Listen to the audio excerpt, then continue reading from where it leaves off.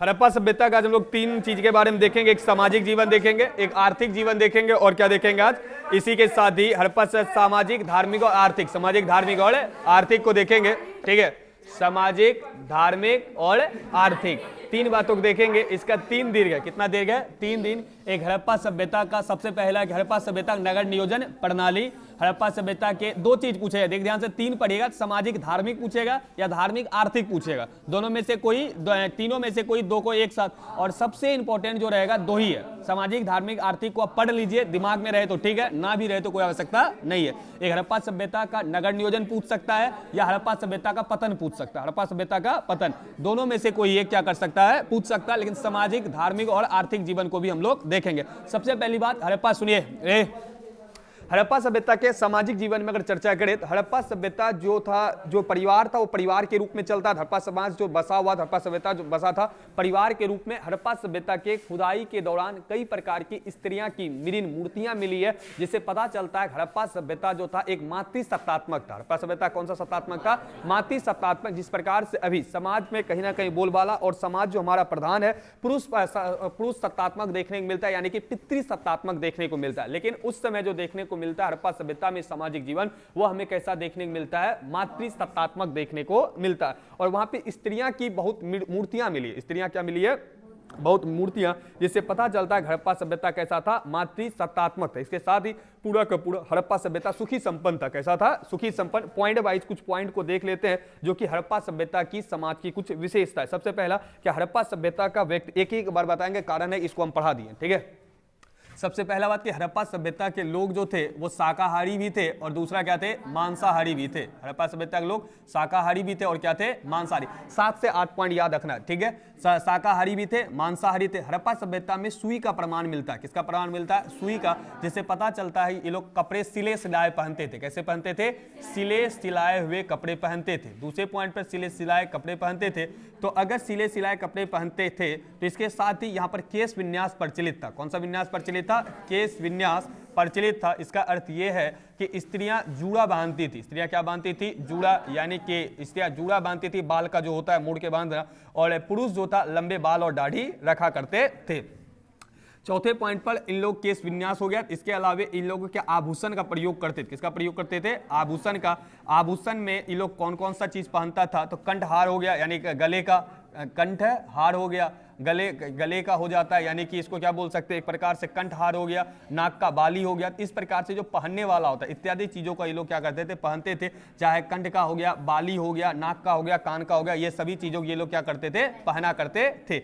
इसके अलावे जो आभूषण होता था, क्या होता था? आभूषण जो होता था, सुनिए ध्यान से, आभूषण किसका होता था? पत्थर का होता था। किसका होता था? पत्थर का होता था, सोने का होता था, हाथी दांत का होता था। किसका होता था? हाथी दांत इत्यादि का होता था। हाथी दांत इत्यादि का होता था। अगले पॉइंट पे क्या था? आभूषण हो गया तो सौंदर्य प्रसाधन। क्या था? सौंदर्य प्रसाधन। सौंदर्य प्रसाधन का मतलब ये लोग गोरा होने के लिए, है ना, गोरा या चमक दिखाने के लिए कहीं ना कहीं सौंदर्य प्रसाधन में ये लोग पाउडर का प्रयोग करते। किसका प्रयोग करते थे? पाउडर का। इसके साथ ही काजल का, लिपस्टिक आदि का प्रयोग इन लोगों के द्वारा सामाजिक जीवन में किया जाता था। सौंदर्य प्रसाधन के बाद अगला पॉइंट आपके सौंदर्य प्रसाधन, पाउडर, काजल और क्या कहते हैं आपके सामने क्या क्या जाता है? लिपस्टिक का प्रमाण देखने को हमें मिलता है। उसके में अगर याद करेगा तो कान का और बाली इसलिए हम लिखें जो आपको याद रहेगा। इसके अलावा बहुत सा चीज दिया गया, कर्णफूल दिया गया, हंसली दिया गया, भुजबंद दिया गया, कड़ा दिया गया, अंगूठी दिया गया, करधनी, ये सब चीज वो लोग आभूषण के अंतर्गत पहना करते थे। इसके अलावा 6ठे पॉइंट पर जो इसका हाथी दांत हड्डी सबका क्या होता था? इसका समान आभूषण बना होता था। इसके साथ ही यहां पर जो देखने को मिलता है मिट्टी व धातु से निर्मित बर्तन मिला। क्या मिला है? मिट्टी व धातु से निर्मित बर्तन। मिट्टी वो धातु से निर्मित बर्तन। ठीक है, निर्मित बर्तन। इसके साथ ही ये लोग बैठने के लिए फर्श पर क्या बिछाते थे? चटाई का प्रयोग करते थे। बैठने के लिए किसका प्रयोग करते थे? चटाई का प्रयोग करते। इसके अलावे ये लोग जो खेला करते थे वो कौन सा खेल था? इसे खेल ही था ना, मिट्टी व धातु से। उसके बाद खेल कौन सा था? पांसा था। खेल कौन सा करते थे? पांसा। और आमोद प्रमोद संबंधी बैठ के क्या करते थे? बात करते थे सुख दुख का। किसका बात करते थे? सुख दुख का। इसके अलावे बच्चे के खेलने के लिए क्या था? खिलौना था। क्या था? खिलौना का प्रमाण देखने को मिलता है। और 2 खिलौना हमें देखने को मिलता है, एक हाथी का तो दूसरा बैल का। और हाथी का जब हाथी और बैल, बैल क्या करता है? सर हिलाता है। बैल क्या करता है? सर को इधर से हिलाता उलाता हुआ दिखा है। खिलौना है, ठीक है, जैसे तुम लोग हिला रहा है, दूसरा कि हाथी, हाथी का जब सर को दबाता था तो उसका सर क्या करता था, आवाज करता, क्या करता था, आवाज करता था। इसके अलावे इन लोगों को किसका संबंध था, नृत्य का, किसका संबंध था, नृत्य का, यानी नाच गान का भी, मनोरंजन का भी खेल यहाँ पर देखने को मिलता है। नृत्य के अलावे इसके अलावे क्या देखने को आपको मिलेगा, ये लोग के द्वारा क्या करते हैं, मछली उछली भी पकड़ने का काम करता था, यानी शिकार उकार पर भी जाते हैं, जो कि मछली का कांटा इसका विशेष प्रमाण मिलता है। ठीक है, मछली का कांटा से भी पता चलता है इन लोगों में कहीं ना कहीं मछली फंसाने के लिए लोग शौकीन था, ये लोग शिकार पर जाते थे। अंतिम में एक लाइन में हम क्या बोल सकते हैं, ये लोग शिकार करना पसंद करते। ध्यान से देख कि इतना याद करने आवश्यकता नहीं है, 7-8 पॉइंट याद रखे, हो जाएगा, क्योंकि 2 एक साथ पूछेगा, सामाजिक और धार्मिक पूछेगा, धार्मिक या आर्थिक पूछेगा, तो 2 पूछेगा। तो पहला स्टार्टिंग करेंगे, हड़प्पा सभ्यता में कई प्रकार की स्त्रियां की मूर्तियां मिला है, जिसके आधार पर कहा जा सकता है हड़प्पा सभ्यता में मातृसत्तात्मक सभ्यता था। हड़प्पा सभ्यता परिपूर्ण समाज था, समृद्ध परिवार हमें देखने को मिलता है। हड़प्पा सभ्यता की सामाजिक जीवन निम्नलिखित है। इसको सिंपल सा तुम याद कर सकता है, एक बार हम बताए भी, दोबारा बता देते हैं, अपने जीवन पे लागू करना। सिंपल बात है कि व्यक्ति शाकाहारी भी हो सकता है, व्यक्ति क्या हो सकता है, मांसाहारी हो सकता है। दूसरे पॉइंट पे मान लो तुम तैयार होकर कहीं जा रहा है, ठीक है, बस इतना ही याद रखो। तैयार होने के लिए सबसे पहले व्यक्ति खाएगा, शाकाहारी मांसाहारी जो होगा वो खाएगा। दूसरे वो कपड़ा पहनेगा, अर्थात सुई का अवशेष मिला है, सिले सिलाए कपड़ा को पहनेगा। जब कपड़ा पहन लिया तो वो किसको क्या करेगा, फिर केस यानी अपने बाल को सिलाएगा, चाहे महिला हो स्त्री। इसके मतलब क्या, केस विन्यास है, महिलाएं जुड़ा बांधती थी, इस पुरुष जो होता था लंबे बाल दाढ़ी रखा करते थे। चौथे पॉइंट पर उसके बाद जब केस हो जाता है व्यक्ति क्या पहनता है, आभूषण। आभूषण में गले का हार, कंठहार हो गया, अंगूठी हो, ये सब पहनता है। और जैसे ही पहनता है तो हम लोग ये भी देखें किसका पहना है, तो चाहे वो किसका हो सकता है, आभूषण पत्थर का हो सकता है, हाथी दांत का हो सकता है, अच्छा सोने का नहीं है, ठीक है, सोना नहीं, हाथी दांत का हो सकता है, पत्थर का हो सकता है, या हड्डी और शंख का होता था, हड्डी का बना होता था इन लोग का आभूषण। आभूषण बना हो गया, उसके बाद जैसे हो गया आभूषण पहन लिया, आभूषण किसका वो देख लिया। उसके बाद व्यक्ति क्या करता है, सौंदर्य प्रसाधन, यानी कि अपने चेहरे को चमकाने के लिए किसका प्रयोग करता है, काजल पाउडर का प्रयोग करेगा। चेहरा उधर चमक गया तो सिंपल सी बात है दूसरे के यहाँ जाएगा, दूसरे के यहाँ जाएगा तो उसको खाने के लिए किसका देगा, मिट्टी या लोहे का बर्तन में देगा। बैठने के लिए क्या बिछाएगा, चटाई। तो छठा पॉइंट वही है, मिट्टी व धातु के बर्तन से निर्मित बर्तन मिला और किसका प्रमाण मिला, फर्श पे चटाई। जब बैठा हुआ है फर्श पे बैठ के क्या करेगा, पासा खेलेगा। पासा यानी दूसरे यहाँ जो गया वो कौन सा खेल खेलता है, पासा। और पासा में आमोद प्रमोद यानी सुख दुख का बात भी अपने आप को वो करता है। जैसे सुख दुख का बात होता है बच्चा के लिए क्या जाता है, खिलौना। खिलौना में किसका बैल, हाथी और बैल का खिलौना, और फिर हाथी बैल का खिलौना देता है। फिर शाम होता है, जस्ट एग्जाम्पल, फिर वो नृत्य गान देखता है। यानी हड़प्पा सभ्यता में कहीं ना कहीं नर्तकी का संकेत मिलता है, जो कि नृत्य मनोरंजन का कहीं ना कहीं साधन हुआ करता था। कहीं ना कहीं हड़प्पा सभ्यता में गाने बजाने का भी शौक था। फिर अंततः किस पर चले जाते हैं, शिकार पर। किस पे चले जाते हैं, शिकार पे। आप पढ़िएगा, एक लाइन हम बता देते हैं, दोबारा खत्म। शाकाहारी मांसाहारी, कपड़ा का पहनना, केस विन्यास यानी कि माथा बांधना और लंबे बाल दाढ़ी का रखना। चौथे पॉइंट पे क्या होना, आभूषण पहनना। आभूषण किसका होना वो बात को जानना। उसके साथ टिकली पाउडर का प्रयोग करना। उसके यहाँ जाना,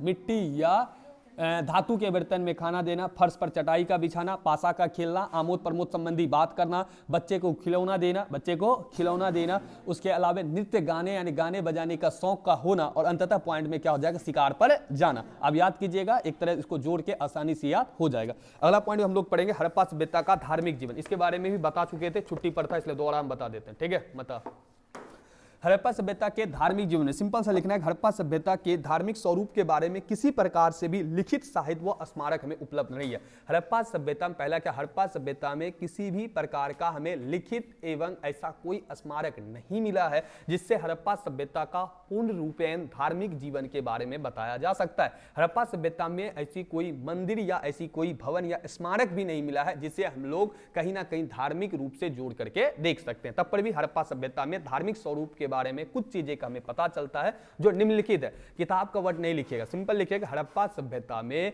ऐसा कोई भी मंदिर या भवन का हमें स्वरूप देखने को नहीं मिल रहा है जिससे हम लोग धार्मिक रूपों में समझ सकते हैं। तब पर ही हड़प्पा सभ्यता की कुछ ऐसी विशेषताएं हैं जहां पे हड़प्पा सभ्यता में धार्मिक चीजें उपलब्ध था जिसका परिमाण है जो कि निम्नलिखित है। ऐड क्या करना है पहले 4 लाइन में, डायरेक्ट है हड़प्पा सभ्यता की धार्मिक जीवन निम्नलिखित नहीं। हड़प्पा सभ्यता में हमें कोई भी ऐसा चीजें या कोई भी ऐसा स्मारक, लिखित सामग्री या भवन नहीं मिला है जो कि हड़प्पा सभ्यता में धार्मिक जीवन के बारे में बताता है। तब पढ़ी हड़प्पा सभ्यता में बहुत से ऐसे चीजें मिले हैं, बहुत सी ऐसी वस्तुएं मिले हैं जो कि हड़प्पा सभ्यता में धार्मिक जीवन की ओर इशारा करता है, जो कि निम्नलिखित है। कई तरीका हो सकता है। एक तो पहली बात, वहां है नहीं है, वहां है नहीं है, जो भी चीज है उस पर हम लोग अंजात के आधार पर बताते हैं कि हड़प्पा सभ्यता में ऐसा कोई भी मंदिर या स्मारक या लिखित सामग्री नहीं मिला है जिसके आधार पे हड़प्पा सभ्यता के धार्मिक जीवन के बारे में हम बता सकते हैं। तब पे अभी हड़प्पा सभ्यता में बहुत सी ऐसे चीजें मिले हैं जो हड़प्पा सभ्यता के धार्मिक जीवन की ओर इशारा करता है, जो कि निम्नलिखित है। जो कि क्या है? निम्नलिखित है। पहला कि हड़प्पा सभ्यता मिस्र और मेसोपोटामिया की तरह कोई मंदिर प्राप्त नहीं हुआ, ऐसा कोई भवन नहीं मिला जिसे मंदिर की संज्ञा दी जा सके। पहला क्या लिखना है? क्या हड़प्पा सभ्यता में जिस प्रकार से मिस्र, अच्छा चेंज कर देते हैं, ये ले, ये हो जाएगा धार्मिक, ये हो गया। सुनिए ध्यान से, हड़प्पा सभ्यता में मिस्र और मेसोपोटामिया में मंदिर उंदिर का संकेत मिला। पहला क्या लिखेंगे? जिस प्रकार से हड़प्पा सभ्यता में मिस्र और मेसोपोटामिया की तरह किसी भी प्रकार से मंदिर का प्रमाण नहीं मिला। अगर मान लो मिस्र मेसोपोटामिया नहीं लिखना, पहला पॉइंट में यही डालना है कि हड़प्पा सभ्यता में किसी प्रकार से भी मंदिर एवं किसी प्रकार से भवन का भी हमें प्रमाण देखने को नहीं मिला। पहला बात तो यही है कि हड़प्पा सभ्यता में धार्मिक जीवन के बारे में कोई भी चीजें हमें देखने को नहीं मिलता। मिस्र और मेसोपोटामिया की तरह कोई भी मंदिर हमें यहां पर देखने को नहीं मिलता। अलग अलग सभ्यता है सर। मिस्र टोटल जो सभ्यता है वो 4 सभ्यता है, ठीक है। कीट की सभ्यता, टोटल सभ्यता कितना है? 4 ही सभ्यता। एक प्राचीन मिस्र, एक प्राचीन चीन की सभ्यता, एक सिंधु घाटी सभ्यता, एक कौन सा सभ्यता हो जाता है? मेसोपोटामिया, फिर मिस्र, फिर चीन, फिर सिंधु घाटी सभ्यता। अभी हम लोग मेसोपोटामिया और मिस्र बोल रहे हैं, अतिरिक्त तो है। कैसे? क्या सर? कौन सभ्यता? क्रीट, वो सभ्यता नहीं है। मिस्र और क्रीट की सभ्यता संभवतः एक ही है। 4 ही सभ्यता था ना, मेसोपोटामिया, प्राचीन मिस्र, प्राचीन चीन और सिंधु घाटी की सभ्यता, 4 जो थी बड़ी सभ्यता था, ठीक है। हम इसको समझा देंगे, हम इसको समझ ध्यान से कि हड़प्पा सभ्यता में जैसे मिस्र और मेसोपोटामिया, सुन ध्यान से, ये इसको पहले टॉपिक समझ, हम क्लियर कर देंगे। ध्यान से समझ के हड़प्पा सभ्यता में जिस प्रकार से मिस्र और मेसोपोटामिया में हमें मंदिर का प्रमाण प्राप्त हुआ है, मंदिर का अवशेष कोई एक से मिस्र और मेसोपोटामिया की तरह का कोई मंदिर प्राप्त नहीं हुआ, और ना ही ऐसा एक से,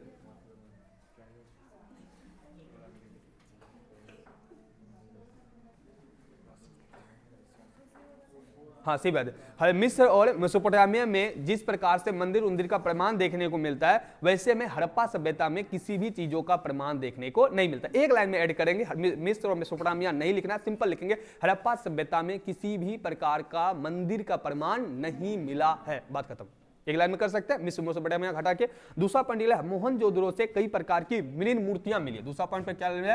हड़प्पा सभ्यता मोहनजोदड़ो से कई प्रकार से मृण मूर्तियां मिली है जो कि स्त्री का है, जिसका तुलना आज के दुर्गा, किससे किया जाता है? दुर्गा, काली, अजा, चंडी से किया जाता है। क्या लिखें? चंडी और भवानी से किया जाता है। दूसरा पॉइंट पे क्या लिखना है कि हड़प्पा सभ्यता में ऐसा कोई भी प्रमाण नहीं मिला है जिसे मंदिर का संज्ञा दिया जा सके। दूसरा पॉइंट में क्या लिखना है कि हड़प्पा सभ्यता में कई प्रकार की मृण मूर्तियां मिली है जो कि कहीं ना कहीं आज के दुर्गा, काली, अजा, भवानी, चंडी से तुलना किया जाता है। तीसरे पॉइंट पर क्या लिखना है? मातृ देवी भी इसका क्या कहते हैं यहाँ पर देखने मिला। एक मूर्ति में स्त्री के गर्भ से निकलता हुआ पौधा दिखाया गया, संभवतः वो उर्वरता देवी मानता होगा, और हड़प्पा वासी धरती को उर्वरता देवी मानकर उसका पूजा करते। एक क्या कहता है, क्या एक जगह मिला है कि स्त्री के गर्भ से क्या निकलता है? पौधा निकलता दिखा है। स्त्री के गर्भ से पौधा निकलता है, जिससे अनुमान लगाया जा सकता है कि हड़प्पा सभ्यता में जो वो स्त्री के गर्भ से पौधा निकलता होगा, उस स्त्री को उर्वरता का देवी मानता। उर्वरता देवी का मतलब क्या? जो कि क्या देती है? उपज। क्या देती है? उपज। जो खेतों में उपज होता है वो उर्वरता के कारण भी होता है। आज भी कई प्रकार के खेतों में, आज भी गाँव देहात में प्रचलित होता है कि जब भी नया नया फसल होता है या फसल लगाता है तो वहां पर कुछ ना कुछ चढ़ावा के रूप में वो चढ़ाता है। ठीक उसी प्रकार से हड़प्पा सभ्यता में ऐसा माना जाता है जो एक स्त्री की मूर्ति मिला है जिसके गर्भ से पौधा निकलता हुआ दिखाया गया। संभवतः हड़प्पावासी उसे उर्वरता देवी मानते होंगे, संभवतः उसे उर्वरता देवी मानते होंगे। उसका अगर पूजा पाठ करता होगा तो उन लोग का ऐसा आशा बनता होगा कि हम लोग का उपज ज्यादा से ज्यादा होगा। तो पहले पॉइंट पे कोई मंदिर का प्रमाण नहीं, दूसरे पॉइंट पर मूर्तियां मिली जो आज के दुर्गा काली अजा चंडी माता से उसका तुलना किया जाता है। तीसरे, हड़प्पा सभ्यता में स्त्री के गर्भ से निकलता हुआ पौधा दिखाया गया है जिससे पता चलता है वो लोग कहीं ना कहीं उर्वरता देवी मानकर इसका पूजा पाठ किया करते होंगे। चौथे पॉइंट पर क्या है कि मोहनजोदड़ो से एक ऐसी मुद्रा प्राप्त होती है, 3 मुख वाला एक पुरुष योग मुद्रा में बैठा है। इसके 3 सिंह हैं, उसकी बाईं और एक गेंडा भाई और भैंसा है, दाईं और एक हाथी और व्याघ्र है, इसके सम्मुख एक हिरण है। इसकी तुलना पशुपति से की जाती है। सिंपल सा इसमें लिखेंगे कि हड़प्पा सभ्यता में मोहनजोदड़ो से एक ऐसी मुद्रा प्राप्त होती है जिस पर 3 मुख वाला एक पुरुष योग मुद्रा में बैठा है। अब देख किधर बैल है किधर गेंडा, उधर याद रखने की आवश्यकता नहीं है, सिंपल याद करेंगे कि हड़प्पा सभ्यता के अंतर्गत आपको क्या देखने को मिलता है, मोहनजोदड़ो खास करके कहां से मिला है, हड़प्पा सभ्यता में मोहनजोदड़ो से एक मुहर मिला है, ठीक है, मुहर मिला है। और उस मुहर पर एक व्यक्ति जो है तीन मुख वाला, कितना मुख वाला, 3 मुख वाला व्यक्ति योग मुद्रा में बैठा है। किस मुद्रा में बैठा है, योग मुद्रा। योग मुद्रा का मतलब होता है जैसे पंडित पर क्या बोलता है, जैसे ध्यान यान के आसन में बैठता है ना, ऐसे पूरा पूरा हाथ मोड़ के। तो क्या लिख रहे हैं, हड़प्पा मोहनजोदड़ो से एक मुहर मिला है जिस पर 3 मुख वाला व्यक्ति योग मुद्रा में बैठा हुआ है, जिसकी तुलना पशुपतिनाथ से किया जाता है। किसका नाथ से किया जाता है, पशुपतिनाथ। और पशुपतिनाथ अगर तुलना किया जाता है तो सिंपल सी बात है इसका कहीं ना कहीं संबंध शंकर भगवान से, किससे है, शंकर भगवान से। दुनिया में सबसे बड़ा पशुपतिनाथ जो मंदिर है वो कहां पर है, नेपाल में, ठीक है, सबसे बड़ा, हाँ, पशुपतिनाथ। सोचते हैं इस बार 31 तारीख को निकलने के लिए, अभी याद आ गया हमको पशुपतिनाथ। दुनिया का सबसे बड़ा मंदिर है पशुपतिनाथ, ठंडा प्रदेश है, ऐसे जल्दी को जाना पसंद, दूर बहुत ज्यादा है, दूर जोगबनी से 300 किलोमीटर है, बहुत ज्यादा दूर है, 500-600, ठीक है। सुनिए हटा इस बात को कि हड़प्पा सभ्यता मोहनजोदड़ो में एक मुहर मिला है जिस पर 3 मुख वाला व्यक्ति क्या है, योग मुद्रा में बैठा हुआ है, जिसकी तुलना पशुपतिनाथ से किया जाता है। इसके अलावा अगर इसमें दिया गया किधर से, अगर इस फोटो में चर्चा करेगा तो इसके 3 सिंह, किसका 3 मुख वाला, इसके 3 सिंह है, इसके बाईं ओर एक गेंडा और भैंसा है, गेंडा और भैंसा, दाईं ओर हाथी और व्याघ्र और इसके सम्मुख हिरण है। बाईं ओर क्या बोलता है, बाईं ओर जो है गेंडा और भैंसा, बाईं ओर क्या है, गेंडा और प्लस भैंसा, और इधर अरे गेंडा होता है, एक सिंह वाला होता है गेंडा, और दाईं ओर हाथी और व्याघ्र है, हाथी और बाघ, हाथी प्लस बाघ, और आगे हिरण, आगे क्या है, हिरण। देख यादों करेगा जल्दी याद नहीं होगा, लिख के भी कोई फायदा, लघु में पूछे ऑब्जेक्टिव में पूछेगा नहीं, रट्टा मार के कोई फायदा नहीं होगा। सिंपल कर देंगे कि मोहनजोदड़ो से एक मुहर मिला है, मोहनजोदड़ो से एक मुहर मिला है, मुहर पर एक व्यक्ति 3 मुख वाला योग मुद्रा में बैठा है, जिसका तुलना पशुपतिनाथ से किया जाता है। बात खत्म। तीसरा पॉइंट पे,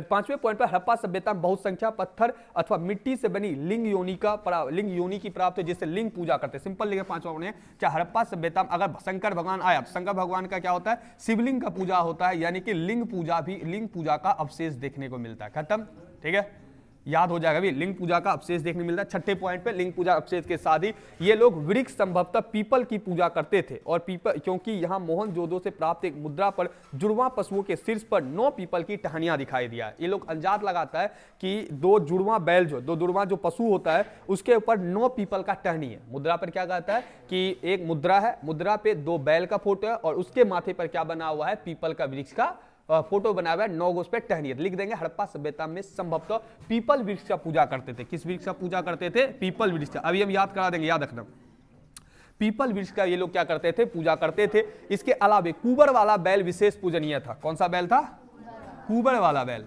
कुबर वाला बैल किसको बोलते हैं, अगर बैल को खेत जो जोतता है वहां देखना, जिसको कंधा पे उसको वो रखा जाता है, क्या बोलते हैं, हल रखा जाता है, उसे क्या बोला है, कुबर। ऊंचा करके होता है, गले से थोड़ा सा पीछे होता है, उसे बोलता है कुबर, ठीक है, गर्दन से थोड़ा ऊपर होता है। सुन ध्यान से, बैल होता है, कुबड़ वाला बैल पूजनीय था। इसके अलावा नाग पूजा का संकेत मिलता है। किसका संकेत मिलता है? नाग पूजा का। किसका? नाग पूजा, यानी सांप का पूजा करता था। इसके साथ ही नाग पूजा के साथ ही ताबीज का प्रमाण है। किसका प्रमाण है? ताबीज का प्रमाण, यानी भूत प्रेत में विश्वास करता था। किसे विश्वास करता था? भूत प्रेत में विश्वास करता था। देख ध्यान से, अभी सारा लाइन याद होगा एक एक करके। भूत प्रेत में विश्वास करता था। इसके अलावा मोहनजोदड़ो में वामवर्ती दक्षिणावर्ती दोनों ही प्रकार के स्वास्तिक प्रमाण संख्या मिले। यहाँ पर स्वास्तिक का प्रमाण है। किसका प्रमाण है? स्वास्तिक का प्रमाण है। स्वास्तिक का प्रमाण है। और स्वास्तिक क्या होता है? अगर सिंपल सा ऐसे करके हम बनाए हुए, आपका इस प्रकार से बनाया जाता है। घर में जब पूजा पाठ होता है उस समय धार्मिक कार्यों में इसको बनाया जाता है। ठीक है, बनाना ऐसे नहीं चाहिए, मंत्र के साथ इसको बनाया जाता है, तो हम इसे बना दिए। कहीं ना कहीं स्वास्तिक का फोटो आज भी धार्मिक जीवन से जुड़ा है। किससे जुड़ा है? धार्मिक जीवन से। तो हड़प्पा सभ्यता में क्या मिला है? स्वास्तिक का प्रमाण मिला है। किसका प्रमाण मिला है? स्वास्तिक का। मंत्र के साथ उसको बनाया जाता है। बनाना नहीं चाहिए, ठीक है, लेकिन हम बना दिए समझाने के लिए। उसको मंत्र के साथ यहाँ उस दिन भी बना दिए थे ना। चलिए कोई बात नहीं, हम लोग का उद्देश्य तो सही था ना। चलिए कोई बात नहीं। स्वास्तिक का संबंध कालीबंगा लोथल से ईंटों का वेदी मिला है, जिससे अग्नि पूजा का साक्ष्य मिला है। सिंपल सी बात, किसका प्रमाण मिला है? अग्नि पूजा का साक्ष्य। अगर पढ़ा भी होगा तो कालीबंगा और लोथल में किसका प्रमाण मिला था? वेदी का प्रमाण। वेदी का मतलब क्या होता है? वेदी का मतलब क्या था? बोलिए आप। गोदी का मतलब क्या था? बंदरगाह। वेदी का मतलब कुंड है, यानी अग्नि कुंड मिला है जहां पर हवन उवन करता है। सिंपल क्या? अग्नि पूजा का प्रमाण है। किसका प्रमाण है?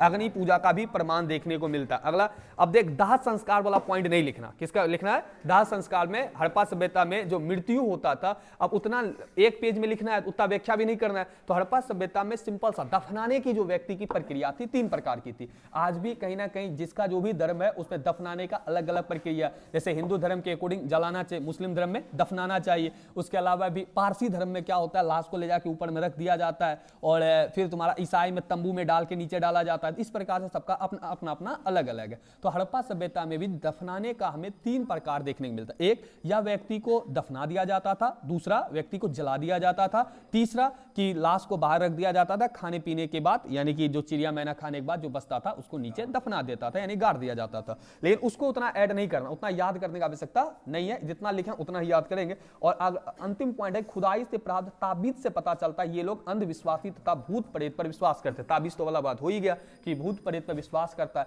किताब तो लिखता है अंधविश्वास। किताब क्या लिखता है? अंधविश्वास। रियलिटी क्या होता है? ये बातें जो महसूस किया उसी को पता चलेगा भूत प्रेत होता है या नहीं होता है। ठीक है, नहीं होता है तो घूमिए 12-1 बजे रात में। ठीक है, बाहर जब 12 बजे रात में घर से आप निकलते हैं और जैसे घर से घूम के जाते हैं तो बोलिए कितना तेजी में जाते हैं आप। जाते हैं तो एकदम नींद टूटा करके गया। आने क्रम में जो आपके पैर में तेजी होता है, पीछे पलट के तो कोई देखता ही नहीं। पीछे पलट के भाई कोई नहीं देखता। पहले सबसे पहला चीज है कितने बार का हीरो है, फिर अंदर में आएगा कि नहीं मजबूत है, फिर थोड़ा सा अंदर से मोटिवेट होगा, हाँ आप पीछे पलट के देखा, फिर जो घूमेगा तब तो नहीं घूमेगा, तो बहुत डर लगा रहता है। ठीक है, डर नाम का जो चीज है, भय होता है, भय होता नहीं, उम्र बढ़ने के साथ साथ खत्म हो जाती है। उम्र बढ़ने के साथ साथ खत्म हो जाती है। लड़का को सिखाया जाता है तुमको डरना ही नहीं है। ठीक है, लड़का पहले सिखाया जाता है, दिमाग पे है ना हावी कर दिया जाता है। अरे हंसने वाली बात है, दिमाग पे हावी कर दिया, लड़का रोता है, लड़का घर से बाहर रहेगा, लड़का कमाएगा, लड़का डरता नहीं है, दिमाग पे हावी होता है। जैसा आपके आसपास मेंटेलिटी आपको तैयार किया जाएगा, वातावरण मिलेगा ना, वैसा ही तैयार होगे। लड़कियों को ऐसा नहीं मिलता है, उसको हमेशा घर में रखे जाने का प्रयास किया, बाहर जाएगा 10 बार से फोन करके पूछा जाने के, पूछाना सही है, लेकिन उतना कहीं ना कहीं शक के घेरे से देखता है। और समाज भी कहीं ना दरिंदगी में हमारा है कि माँ बाप को कहीं ना कहीं देखना ही पड़ता है कि समाज हमारी उतना बढ़िया नहीं है जितना हम लोग सोचते हैं। ठीक है, उधर मत जाओ, उसको पॉलिटिकल में देखेंगे, इधर याद करते हैं। ठीक है, धार्मिक जो है सबसे पहला देख, बिना बोर्ड देखे याद कर, एक बार बोर्ड देख के पढ़ ले, एक बार बिना बोर्ड देखे खत्म। हड़प्पा सभ्यता में मिस्र और हड़प्पा सभ्यता में किसी प्रकार से मंदिर का प्रमाण नहीं मिला है। हड़प्पा सभ्यता में कई प्रकार की मृण मूर्तियां मिली है, जिसकी तुलना आज से देवी काली अजा चंडी से किया जाता है। ध्यान से देख, एक स्त्री के गर्भ से निकलता हुआ पौधा है, संभवतः उर्वरता देवी माना जाता होगा। मोहनजोदड़ो से एक मुहर मिला है जिस पर 3 सिर वाला व्यक्ति योग मुद्रा में बैठा हुआ है, जिसकी तुलना पशुपतिनाथ से किया जाता है।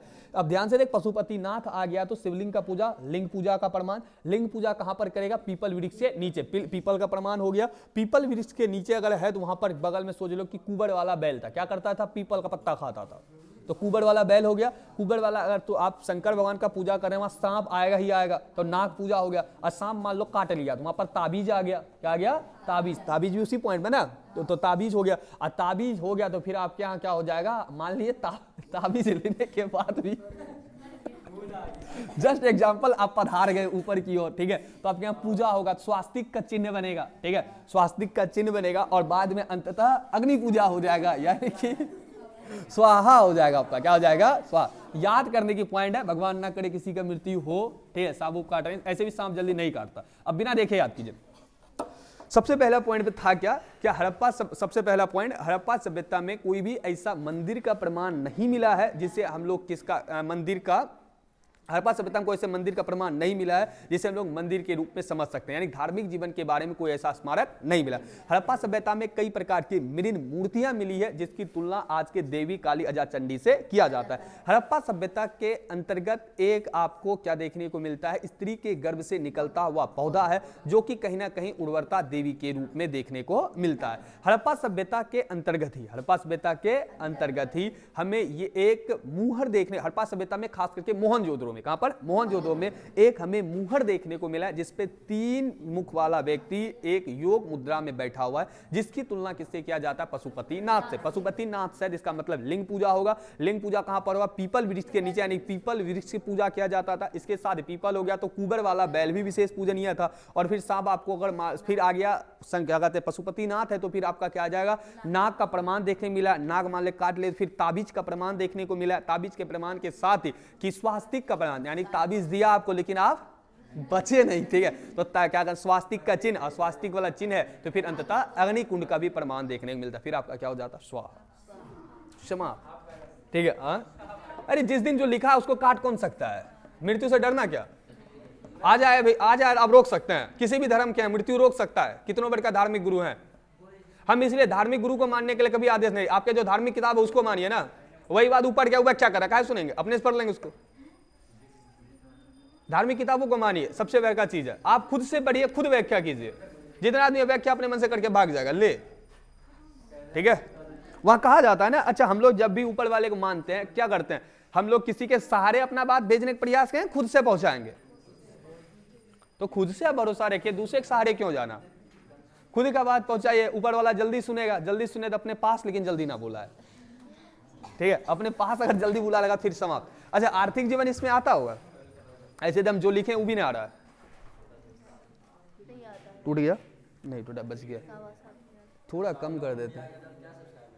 क्या हुआ सर? अरे जिसको देखना होगा ना आराम से देखेगा, नहीं देखना होगा। और मेरे ख्याल से अगर जिसके पास किताब होगा ना तो आराम से वो पढ़ सकता है। और किताब होगा किसी के पास तो जितना चीज हम बोलते हैं वो लिख सकता है। और किताब, अगर ये किताब हो तो उसके बाद वो क्या कर सकता है? आसानी से पढ़ सकता है, ठीक है, क्योंकि आवाज तो है ही, उसके साथ वो लिख भी सकता है। और ज्यादा तकलीफ होगा तो नोट्स भी दिलवा देंगे, ठीक है। तुम लोग को ना बाहर का बच्चा रहेगा तब, चलिए कोई बात नहीं। हड़प्पा सभ्यता है कि आर्थिक जीवन पे अगर चर्चा करें तो ध्यान से देख कि अगर किसी भी समाज को प्राचीन जमाने में पढ़ेगा, किसी भी समाज को प्राचीन जमाने में अगर तुम पढ़ेगा तो उसमें कोई फैक्ट्री उक्ट्री नहीं था। सबसे पहला तुम उसमें कृषि डाल दो। आर्थिक जीवन का मतलब रुपया पैसा। कृषि के साथ ही दूसरे पॉइंट पर क्या हो जाएगा? पशुपालन। क्या हो जाएगा? पशुपालन। पशुपालन ज्यादा कुछ नहीं होगा, ठीक है, जो भी होगा प्राचीन होगा, जो भी हो क्या होगा? प्राचीन। फिर क्या होगा? शिल्प और उद्योग धंधा, जिसके अंदर मन का उनका बनाएगा। शिल्प और उद्योग धंधा, उद्योग और धंधा। प्राचीन जमाने में अर्थव्यवस्था पढ़े, सुनिए, अगर अर्थशास्त्र पढ़ा होगा उसमें अर्थशास्त्र के 3 क्षेत्र है, प्राथमिक, द्वितीयक और तृतीय। प्राथमिक क्षेत्र कृषि क्षेत्र, उद्योग में निर्माण और विनिर्माण, निर्माण और विनिर्माण, और तीसरा जो वर्ड देखने को मिलता है वो सेवा क्षेत्र। प्राचीन जमाने में सेवा क्षेत्र मिलेगा क्या? कभी नहीं मिलेगा। प्राचीन जमाने में सेवा क्या कीजिएगा? सेवा क्षेत्र तो है ही नहीं। वहां पर इंजीनियरिंग डॉक्टरिंग था क्या? नहीं था। शिक्षक का भी प्रमाण हड़प्पा सभ्यता में कुछ भी प्रमाण नहीं है। तो वहां पर 2 ही चीज, या तो उद्योग दिखेगा या तो क्या दिखेगा? कृषि। अच्छा, निर्माण विनिर्माण में कोई अंतर बता सकता है? निर्माण और विनिर्माण, विनिर्माण,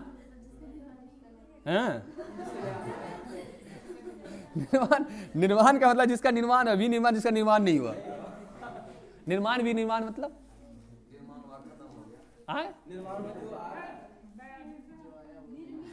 हाँ, निर्मित बन गया, विनिर्मित।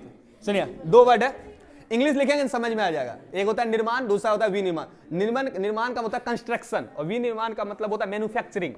निर्माण का मतलब ये हो जाएगा कि जैसे एक भवन बना है, इसका निर्माण हुआ, रोड बना है, सड़क बना है, अस्पताल, ये निर्माण।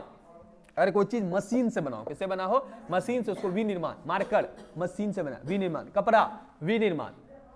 उसके अलावा आपका मशीन से बोतल, ढक्कन, यानी जितना चीज मशीन से बना, विनिर्माण। और जो कि आपको सड़क, अस्पताल, ठीक है, कंस्ट्रक्शन वाला काम, जो बड़ा बड़ा चीज जो बना है, अस्पताल हो गया, रेलवे हो गया, रोड हो गया, और आपके घर हो गया, ये सब क्या कहलाता है? निर्माण कहलाता है। और मशीन से बना है तो विनिर्माण, मशीन से बना है तो विनिर्माण, ठीक है। ऐसा ढेरी वर्ड है। छोटा इसमें देख, पहला की कृषि, कृषि बाद पशुपालन, पशुपालन शिल्प तथा उद्योग, उसके अलावा थोड़ा बहुत व्यापार और वाणिज्य। 4 पॉइंट है। कौन कौन सा है? ध्यान से देख, व्यापार और वाणिज्य। ध्यान से देख बोर्ड की ओर, इसको हम हटा दे, थोड़ा दिखेगा सबको, ठीक है। हड़प्पा सभ्यता में जो प्रमुखता आर्थिक जीवन का जो मुख्य आधार था, आर्थिक जीवन का जो मुख्य आधार था वो कृषि था। देख, आर्थिक जीवन जल्दी पूछा नहीं, और पूछ भी तो व्याख्या कर सकते हैं। क्या अगर मान लो कृषि, कृषि ही पॉइंट को आधा पेज लिख सकते हैं। बोले कैसे? क्या प्राचीन जमाने में जितना भी सभ्यता समाज देखने को मिलता है, इसका सर्वप्रथम जो हमें आर्थिक जीवन, यानी इसका जो आर्थिक जीवन चलता था, यानी रुपया पैसा संबंधित जो संबंध देखने मिलता है, अधिकतर कृषि से देखने को मिलता है। हड़प्पा सभ्यता में खास करके पूरी अर्थव्यवस्था किस पर आधारित थी? पूरी की पूरी कृषि पर आधारित थी। खेती उर्वरता होती थी, उर्वरा शक्ति ज्यादा होता था। जब हम लोग से क्या करते हैं, मोहनजोदड़ो पढ़ा था, मोहनजोदड़ो का शब्द का अर्थ था मृतकों का टीला। मृतकों के टीला के साथ ही हम लोग वहीं पढ़े थे। मोहनजोदड़ो के आसपास उपजाऊ भूमि अधिक थी, जिस कारण इसे सिंध का बाग के नाम से भी जानते थे। तो कहीं ना कहीं उर्वरता शक्ति ज्यादा था, उपज क्या होता था? ज्यादा होता था। हड़प्पा सभ्यता में जो व्यक्ति अनाज रखने के लिए भंडार गृह भी देखने को मिला, याद है आपको? भंडार गृह देखने को मिला था ना। कितना टोटल रूम देखने को मिला था?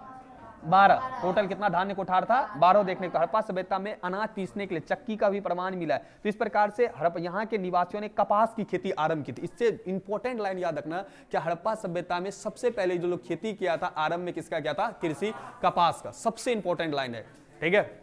हड़प्पा सभ्यता में जो व्यक्ति खेती किया था, प्रथम किसका करता था? कपास का। इसके अलावे इन लोगों के द्वारा कई प्रकार के हमें खाद्यान्न में गेहूं का प्रमाण है। किसका है? गेहूं का है, जौ का है, उसके अलावा अब तिल का है। तो इस प्रकार से हड़प्पा सभ्यता में सिंपल लिखेंगे क्या हड़प्पा सभ्यता का पूरी की पूरी अर्थव्यवस्था कृषि पर आधारित थी। हड़प्पा सभ्यता में हमें कई प्रकार के सामान रखने, यानी अनाज रखने के लिए क्या देखने मिला? कई प्रकार के कोठार भी देखने को मिले हैं। इसके साथ ही आटा पीसने का भी चक्की देखने को मिला है। इसके साथ ही हड़प्पा सभ्यता के व्यक्ति सर्वप्रथम कपास की खेती आरंभ किया था और मटर, जौ, तिल इत्यादि का भी खेती किया करता था। दूसरे पॉइंट पे लिखेंगे पशुपालन। लिखेंगे पशुपालन के अंतर्गत कृषि के साथ साथ हड़प्पा वासी पशुपालन भी करते थे। इस तथ्य से पर्याप्त साक्ष्य मिलता है। इसमें 2 प्रकार के अंकित बैल विदित होता है। 2 प्रकार का बैल था, कुबर वाला सिंग वाला बैल और बिना कुबर वाला छोटे सिंग वाला बैल। 2 प्रकार का सिंग था, 2 प्रकार का बैल देखने को मिलता है। एक कुबर वाला बड़ा सिंग और एक कुबर वाला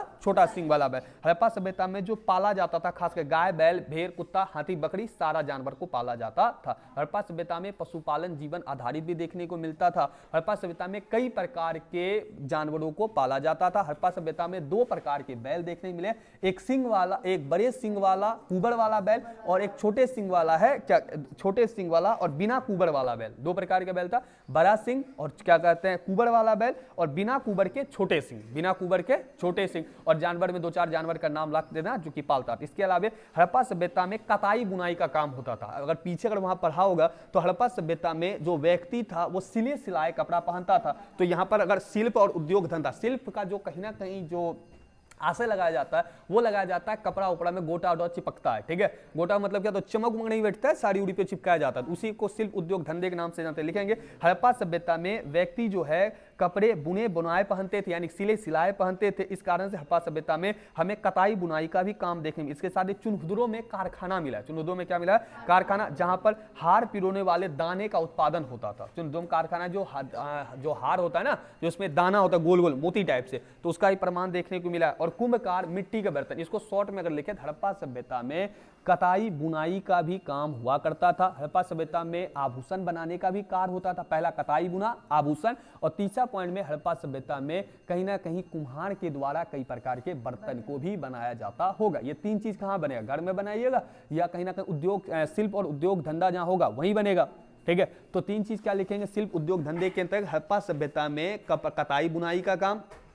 ठीक है, कताई बुनाई के साथ साथ कताई बुनाई, दूसरे पॉइंट पर आभूषण बनाया जाता था और तीसरे पॉइंट पर मनका या बर्तन बनाया जाता था। ये तीन पॉइंट हो गया किसमें, हड़प्पा सभ्यता के शिल्प उद्योग में। चौथा पॉइंट अंतिम पॉइंट में आ जाता है। ठीक है, ढेरी चीज बनता है उतना याद करने की आवश्यकता नहीं। वाणिज्य और उद्योग में सिंपल लिख देंगे, हड़प्पा वासी के व्यक्ति क्या करते थे, एक दूसरे सभ्यता से व्यापार भी करते थे। एक दूसरे सभ्यता से क्या करते थे, व्यापार भी करते थे। इसका प्रमाण हमें अन्य जगहों से मुहर जो मिला है उसके आधार पर कह सकते थे। इन लोगों के द्वारा कहीं ना कहीं जो व्यापार के दौरान बाट का प्रयोग होता था। किसका प्रयोग होता था, बाट का मतलब नापने तोलने के लिए, जिसको क्या बोलते हैं, किलो तुम लोग बोलते हैं ना, तो उसका प्रयोग ये लोग क्या करता था।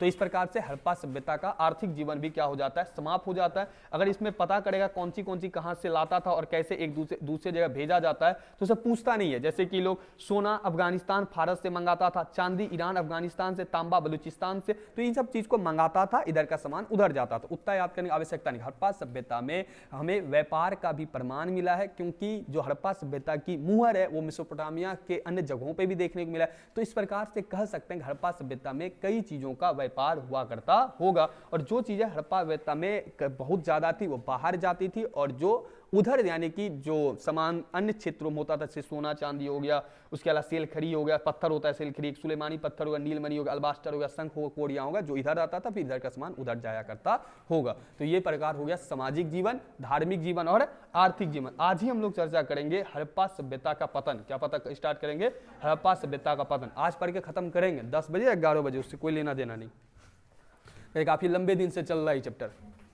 किसी समझ में नहीं आया तो बोल दो, समझा दे दोबारा।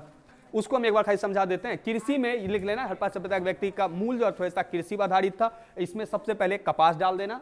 पशुपालन में जानवर को पालता था, 2 गो बैल जान ले, एक कुबर वाला बड़ा सिंह, एक छोटा बिना कुबर वाला छोटा सिंह। शिल्प के अंदर 3 पॉइंट को लेकर व्याख्या करना है, कताई बुनाई, आभूषण, ईट मनका यानी बर्तन बनाना, और व्यापार वाणिज्य में सामान इधर उधर भेज देना। काम खत्म हो गया, पन्ना भरना खाली। आज उसको नहीं देखते हैं ना, बच्चा को ठंडा मार दिया क्या नाम तो उसका, आगे बैठ लिया था उस दिन। हाँ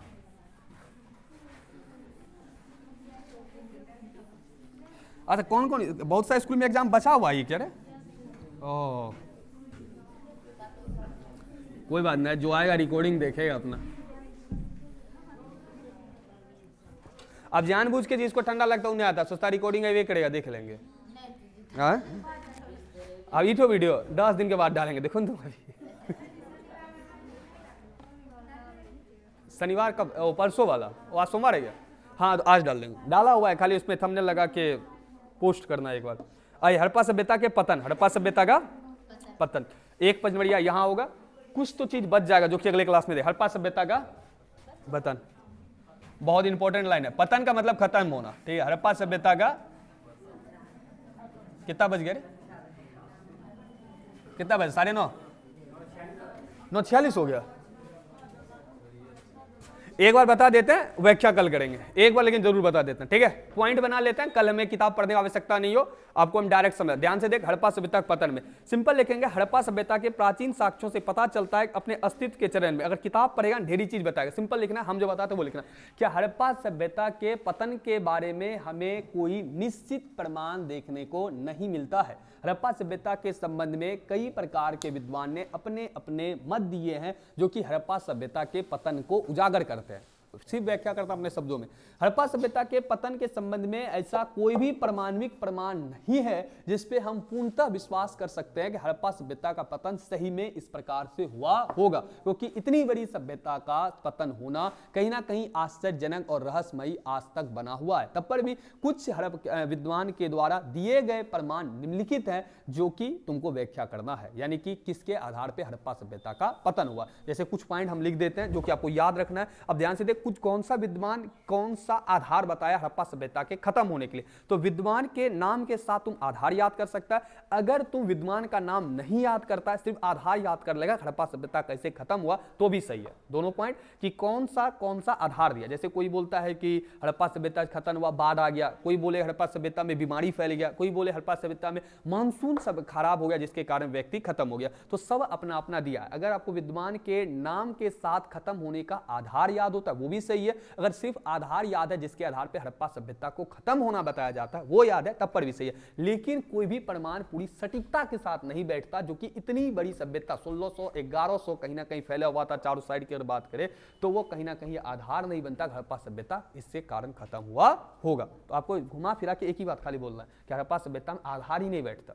अब देखो कौन कौन सा व्यक्ति क्या बोला, जैसे कि सर्वश्री, मार्शल, मैके एवं SR राव हड़प्पा सभ्यता का पतन एकमात्र कारण नदी का बाढ़। कौन किसका नाम बोला? सर्वश्री, मार्शल, मैके, उसके बाद SR राव। इसका कहना क्या हड़प्पा सभ्यता जो पतन हुआ नदी का बाढ़, नदी का बाढ़। दूसरा पॉइंट पे क्या है देख ध्यान से, उसके अलावे देख दूसरा व्यक्ति का नाम आ जाता है चूंकि अगला देख मोहन जो हटा इसको बाद मार्शल महोदय मोहन जो खुदा प्रतिवर्ष बाढ़ के कारण, मैके महोदय चुंद इसके SR राव को भी लोथल हटा इसको। अगला पॉइंट में क्या लिखना है सुनो ध्यान से। अगला देख क्या है कि जिसका Martin Wheeler, Gordon Childe, Piggott. कौन कौन व्यक्ति है? Martin Wheeler, Gordon Childe, Piggott. विद्वान ने बाह्य आक्रमण बताया। कौन कौन सा बताया? मार्टिन व्हीलर गार्डन नाम है गार्डन, उसके बाद पीगट ये बोलता है बाहरी आक्रमण। क्या बोलता है? बाहरी आक्रमण। किताब में है खोजिएगा। पीगट और गार्डन क्या बताता है? बाहरी आक्रमण, गार्डन। इसके अलावे पुरातात्विक, उसके अलावे अगर आप बात करेगा आयरनस्टाइन, NN घोष, जलवायु परिवर्तन। क्या बोलता है? आयरनस्टाइन, के हिला रहा है उसको रे, आयरनस्टाइन, NN घोष ये क्या बोलता है? जलवायु परिवर्तन। यही बोलता है ना, जलवायु परिवर्तन। ठीक है, आयरन जलवायु परिवर्तन। इसके अलावे देख क्या, उसके बाद MR सहनी भूतत्व जल प्लावन के इस सभ्यता पतन का कारण बताता है। क्या बताता है? आयरन क्या हुआ ये ले लेते हैं। उसके आयरनस्टाइन हो गया जलवायु परिवर्तन। MR सहनी क्या बताता है? जल प्लावन। MR सहनी क्या बताता है? MR सहनी क्या बताता है? जल प्लावन। माधव स्वरूप वत्स क्या बताता है?